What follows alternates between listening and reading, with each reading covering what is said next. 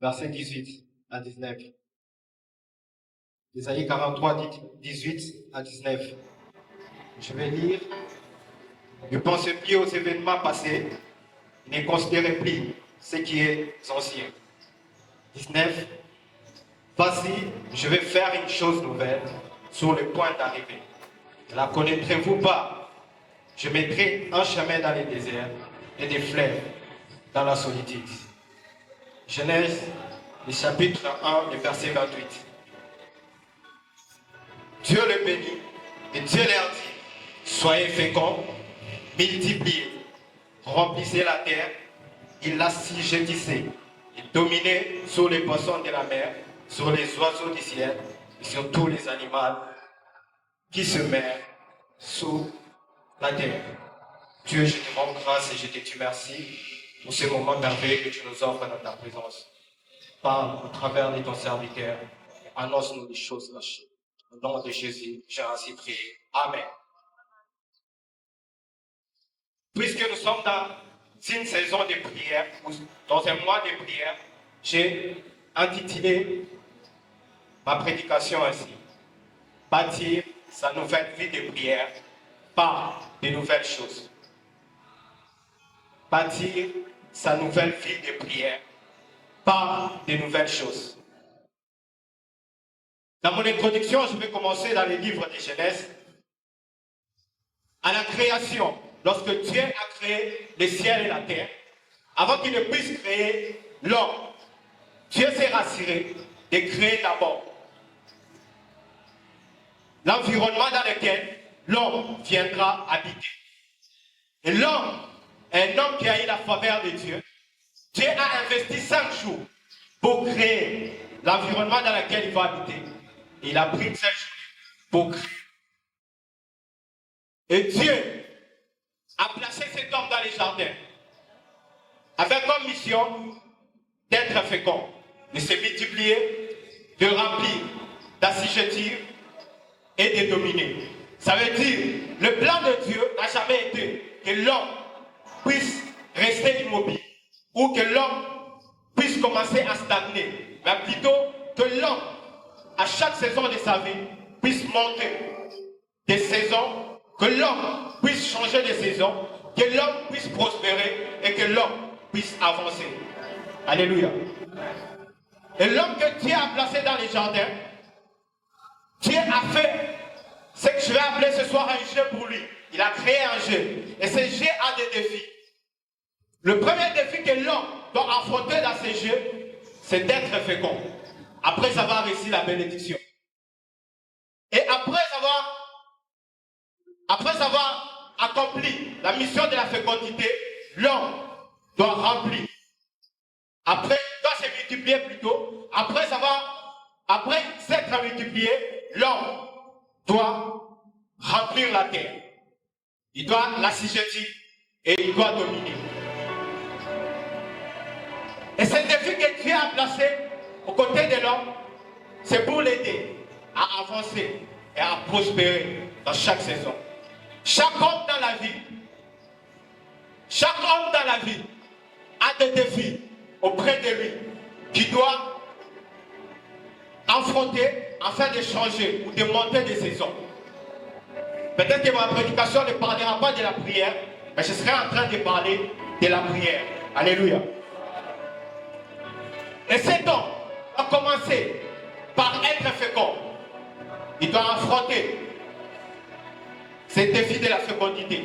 La fécondité veut dire produire ou donner des fruits. Cet homme doit être fécond. Et après avoir été fécond, il doit remplir d'abord la mission de la fécondité pour servir des chaînes afin de monter dans une autre saison de sa vie qui est multipliée. Ce n'est pas facile pour un homme, pour des hommes que Dieu a placés dans les jardins, de se multiplier sur la terre. Et cet homme doit affronter ces défis, doit se multiplier. Chaque situation qui est à tes côtés, chaque situation que Dieu met à tes côtés, c'est pour toi l'échelle que Dieu place pour t'amener dans une autre saison de ta vie. Si tu es tes frères est pour toi l'échelle pour t'amener dans l'esclavagisme. Et l'esclavagisme est pour toi l'échelle qui va t'amener dans la maison de Potiphar. La accusation de la femme de Potiphar est pour toi l'échelle qui va t'amener dans la prison. Et la prison est pour toi l'échelle qui va t'amener à interpréter les songes de tes serviteurs du roi. Et lorsque tu vas interpréter cela, c'est l'échelle qui t'amènera à interpréter les songes du roi. Et lorsque tu interpréteras, ce serait l'échelle pour toi, pour t'amener à l'élévation. Et si tu es David de ta vie, l'ours et les lions que tu affrontes, lorsque tu es en train de perdre les troupeaux, n'est pas pour toi un sujet d'abandonner, mais pour toi un sujet de les affronter, afin de t'amener dans une autre saison de ta vie, qui est Goliath. Il n'existe pas de Goliath dans la vie de quelqu'un qui n'a pas affronté l'ours et les lions. Est-ce que je suis en train de parler à quelqu'un? Et Dieu a placé des circonstances dans la vie de chacun de nous, afin que l'homme s'en serve d'échelle pour aller vers une autre saison ou dimension de sa vie.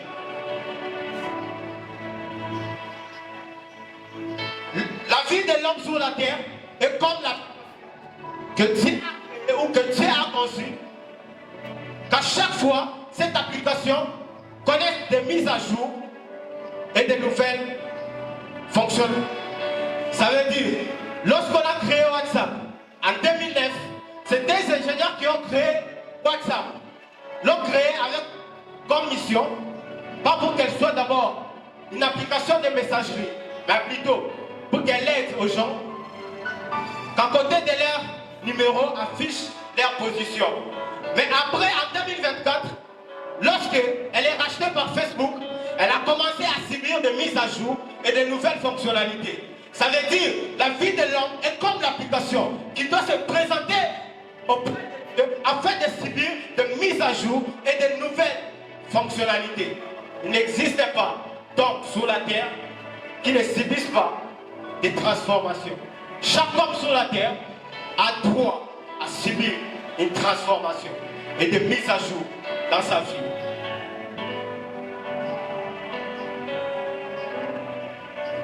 Dieu a placé les défis à côté de toi pour t'enseigner des chaînes. Mais ne les fuis pas, affronte ces défis. C'est comme Dieu a placé dans ta vie. Tant que tu n'as pas encore réussi à valider le niveau 1, tu ne passeras pas au niveau 2 de ta destinée. Est-ce que je suis en train de parler à quelqu'un ce soir? Dans chaque domaine de la vie, il existe des circonstances ou des défis que l'homme doit faire face afin de changer de saison. Dans les domaines relationnels, ne fais pas que vous soyez que des amis. Dieu a que tu affrontes des défis. Les défis de parler à cette sœur avec qui tu passes du temps et de la dire, d'avouer tes sentiments afin de valider ce défi ou ce niveau et de monter vers un autre niveau de ta vie. Dans chaque domaine de la vie, Dieu a placé ces... Dans les domaines éducationnels, l'homme n'est pas appelé qu'à rester dans une classe chaque année. Parce que la saison change, il faut que l'homme change aussi de classe. L'homme n'est pas appelé qu'à rester en première, il est aussi appelé à monter des saisons. Que l'année prochaine, qu'il affronte la première et qu'il entre en deuxième. Que chaque année, qu'il change de saison. Mais dans la vie, vous rencontrerez 3 catégories de personnes dans la nouvelle saison de la vie. La première catégorie de personnes que vous rencontrerez dans la vie, c'est la catégorie des personnes qui, je vais les appeler les inconscients de la vie.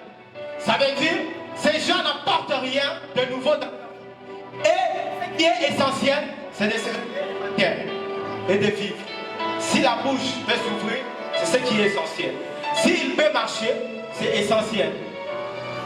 Ça veut dire, sont comme c'est Dieu, Jésus est en train de parler dans la... Vous êtes les sels de la terre.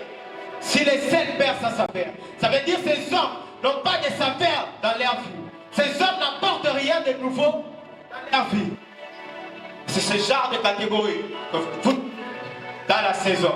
Et la deuxième catégorie que vous trouverez dans la saison, ce sont les prisonniers des choses dans leur vie. Ça veut dire ces gens, leur seule victoire est dans le passé.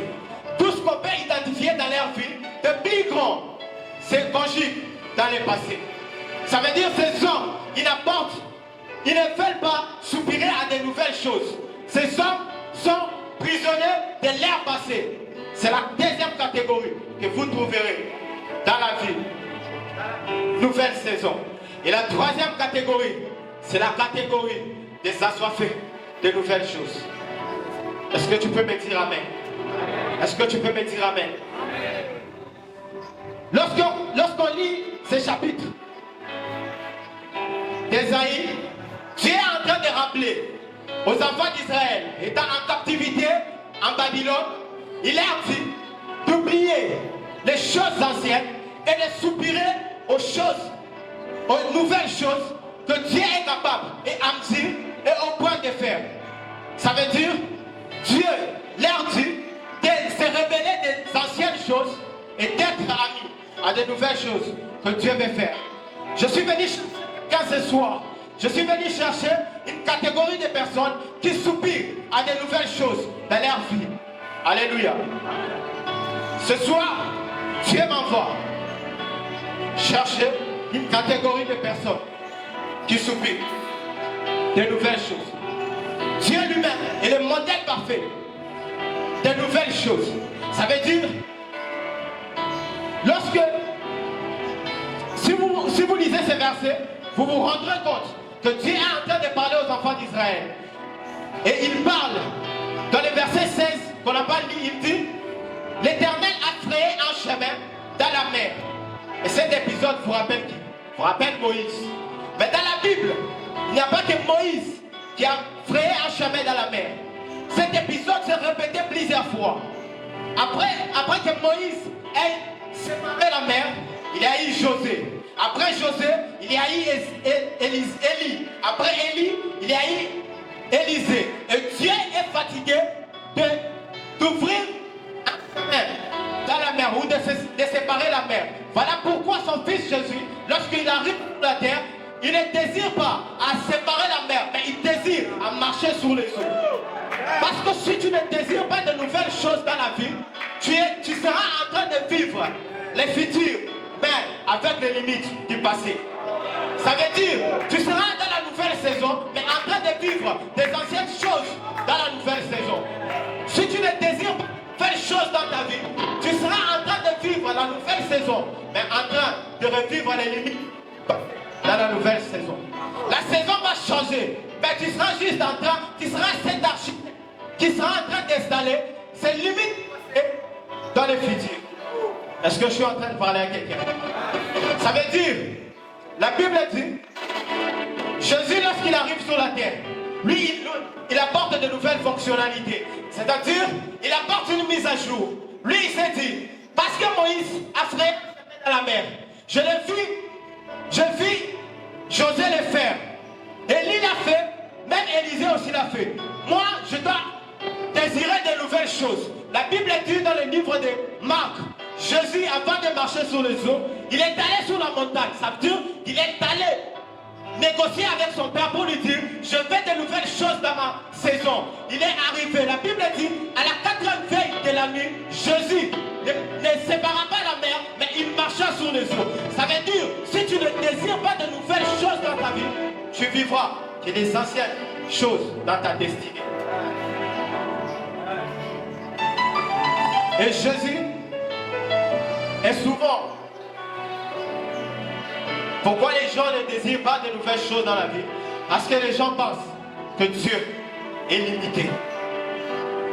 Les gens pensent que si Dieu a fait pour l'autre, il ne le fera pas pour nous. Pourtant Dieu est tellement fort qu'à faire plus que qu'il a fait chez ton voisin.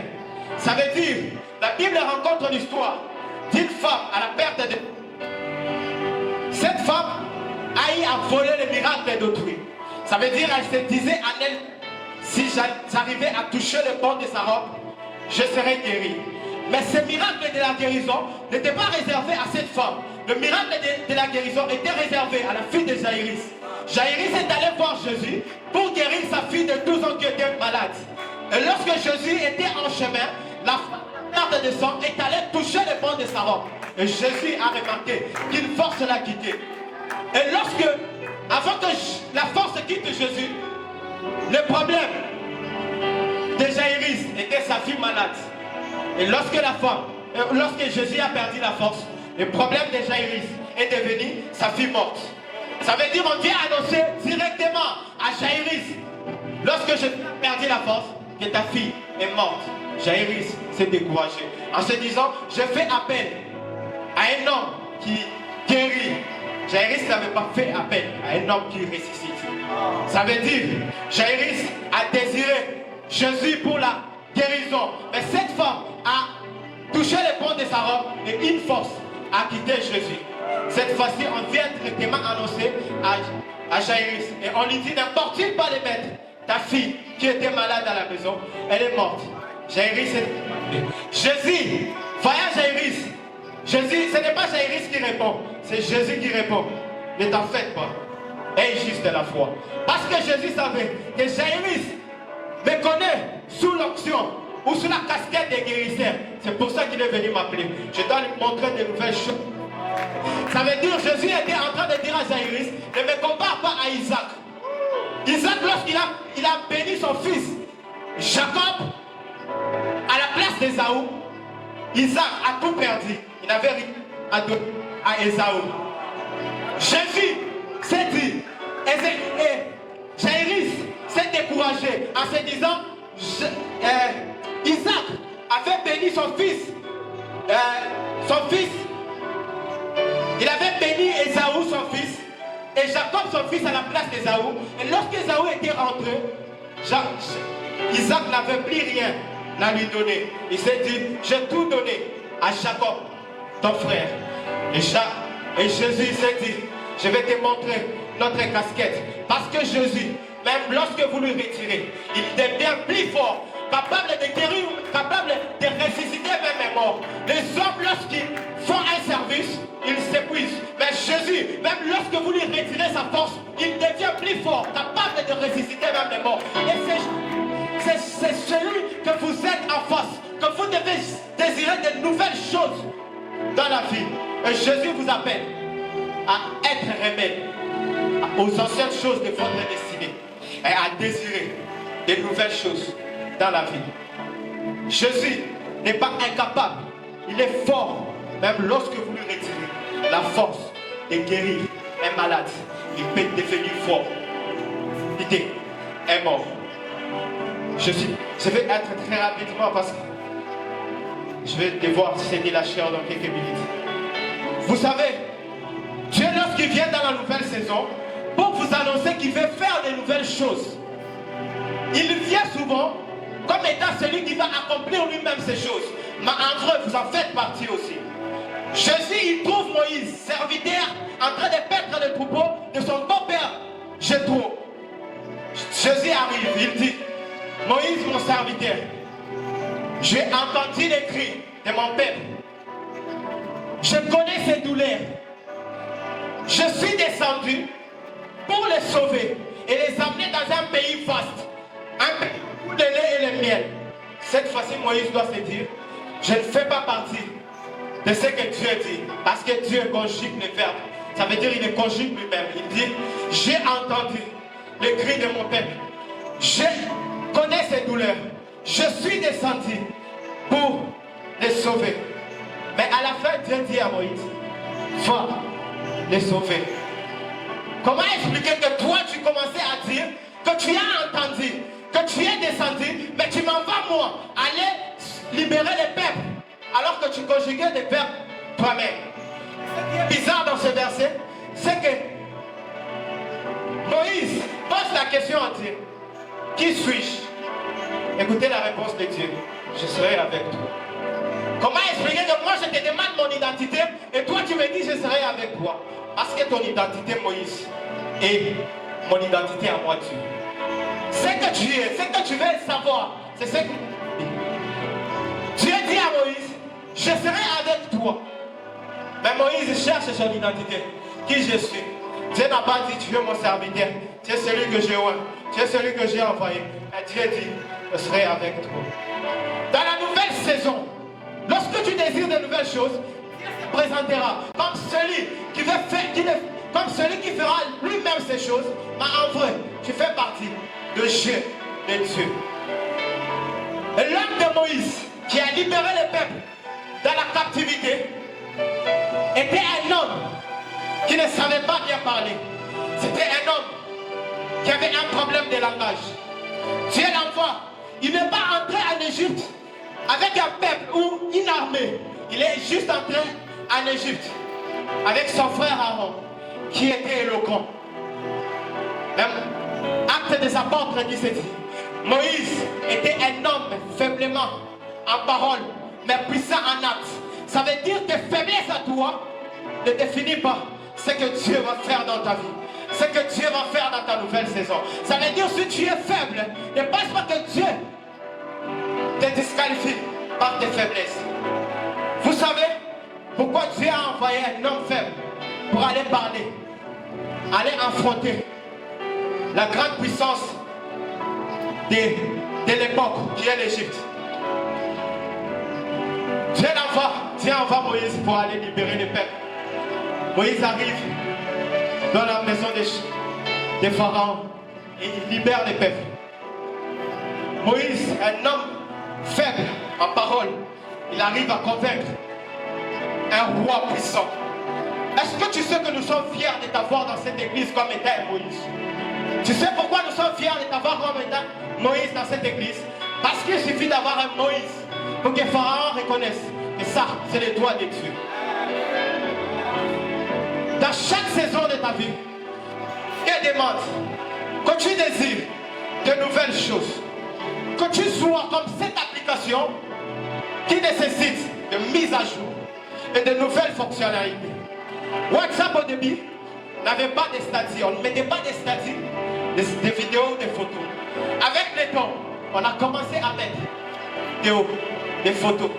Et les gens qui les statuts WhatsApp, ils ont commencé à faire de ça, statuts visés. Et lorsque tu vises une personne, cette personne ne sait pas que tu le vises. Il réagit à ton statut. Il dit, c'est fort ce que tu as écrit. WhatsApp a compris que c'est là. Cette personne qu'on vise a réagi. Il a ajouté une fonctionnalité que tu peux taguer une personne. Tu fais encore un statut et tu ne tagues pas la personne. La personne a réagi, a aimé. WhatsApp a compris et il a ajouté une autre fonctionnalité où tu peux repartager les statuts. On te vise et tu repartages sans savoir que c'était toi. C'est ce qui se passe aussi dans la vie d'un homme. La vie d'un homme, si elle ne connaît pas un shift, elle est appelée à vivre des anciennes choses, même lorsque la saison change. Je suis venu chercher une personne ce soir qui est un assoiffé de nouvelles choses, comme Dieu lui-même. Dieu est en train d'appeler le peuple d'Israël à mettre fin aux anciennes choses, installer leur vie, de nouvelles fonctionnalités qui sont de nouvelles choses. Je suis en train de jeter avec mon message parce qu'il me reste quelques minutes. Dieu t'a établi dans ta famille pour que tu apportes de nouvelles fonctionnalités. L'homme qui ne subit pas de mise à jour est un homme qui va marcher lent, même lorsque la saison va changer. Vous savez, une application, lorsqu'elle ne subit pas un téléphone ou une application, lorsqu'elle ne subit pas de mise à jour, elle sera lente. Même lorsque des années vont commencer à aller. Ça veut dire, si tu ne décides pas ce soir à désirer de nouvelles choses, tu seras l'architecte des anciennes choses dans ta destinée. Et ce soir, je suis venu une catégorie de personnes, des assoiffés, des nouvelles choses dans la nouvelle vie de prière. Ne prie pas que pour les anciennes choses. Ne désire pas les choses que ce que Dieu a fait chez ton voisin, mais désire des choses plus que ce que Dieu a fait à ton voisin. Dieu n'est pas limité. Dieu est illimité. Il est capable de faire plus que ce qu'il a fait chez ton voisin. Parce que ta prière ne dépend pas de ce que ton voisin a réussi. Ta prière dépend de la grandeur que tu as de Dieu. C'est quoi les nouvelles choses que tu désires dans ta nouvelle saison? C'est quoi les nouvelles choses que tu veux installer dans ta nouvelle saison? C'est quoi les nouvelles fonctionnalités installées dans ta nouvelle saison? C'est quoi des nouvelles fonctionnalités que tu vas installer ce soir dans ta nouvelle saison? Ne limite pas Dieu. Dieu est capable de faire au-delà de ce que tu raisonnes. Écoutez, la femme à la perte de sang, la Bible dit, elle disait en elle-même, si j'arrive à sa robe, je serai guéri. C'est-à-dire, cette prière n'était pas adressée à Dieu, ni à Jésus. La femme à la perte de sang était en train de parler de la robe de Jésus. Pas de Jésus ni de Dieu, mais elle fut guérie. Parce que dans la nouvelle saison, si tu ne changes pas ta façon de penser, tu seras en train d'installer les anciennes choses dans la nouvelle saison. Passer dans la saison est une prière. Il y a un verset de la Bible qui dit, lui qui peut faire au-delà de ce que, infiniment, au-delà de ce que nous demandons, ça veut dire de ce que nous parlons, au-delà de ce que nous imaginons, ça veut dire ce que nous pensons. La prière est une autre forme. La pensée plutôt est une autre forme de prière adressée à Dieu, même lorsqu'elle n'est pas concernée, même lorsqu'elle ne concerne pas Dieu. Ça veut dire, si dans la nouvelle saison, tu ne changes pas tes imaginations, tu ne changes pas ta pensée, Dieu est actif d'utiliser dans tes pensées et résoudre tes pensées. Ça veut dire, si tu penses aux choses négatives, Dieu va utiliser sa toute puissance pour répondre à tes prières. Ce soir,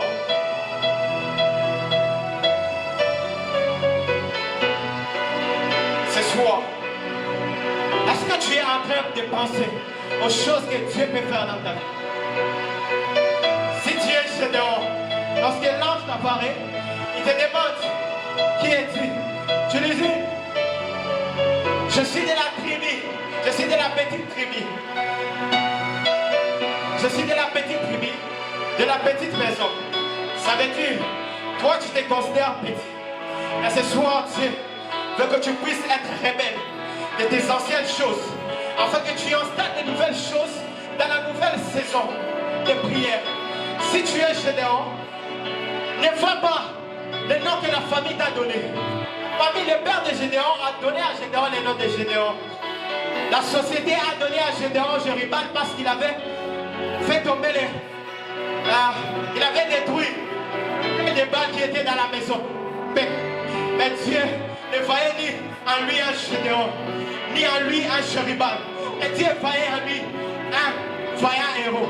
Ça veut dire, si tu ne vois pas ce que Dieu voit de toi, si tes pensées ne pas au-delà de ce que Dieu voit de toi, tu seras en train de vivre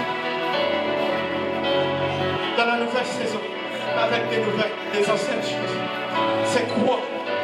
C'est que voit de toi dans la nouvelle saison. Qu'est-ce que Dieu voit de toi dans la nouvelle saison? Il faut que tu changes ta manière de prier. Il faut que tu changes ta manière de penser. Il faut que tu changes ta manière de voir les choses. Parce que si tu continues à penser petit, Dieu va utiliser sa toute puissance. Et il mettra en œuvre ta petitesse et tu seras toujours petit. Mais si tu penses grand, en étant Gédéon, Dieu fera de toi un vaillant héros. Gédéon était en train de faire, lorsque l'ange l'a trouvé, il était en train de faire des petits pains pour les cacher. Mais Dieu ne voyait pas en lui un boulanger. Dieu voyait en lui un vaillant héros. Si ce soir tu ne pas ton image dans ce que Dieu voit de toi, tu seras l'architecte des anciennes choses dans la nouvelle saison. Et Dieu ce soir te demande d'être l'architecte de nouvelles choses dans la nouvelle saison. J'aimerais que tu inclines la tête de là où tu es. Je ne sais pas à quoi tu traverses, mais ne vois pas les difficultés auxquelles tu es en train de passer comme étant la finalité. Cela doit te servir de chaîne afin de monter des saisons. Si tu n'utilises pas les difficultés de ta vie comme étant des échelles, comme étant l'escalier, comme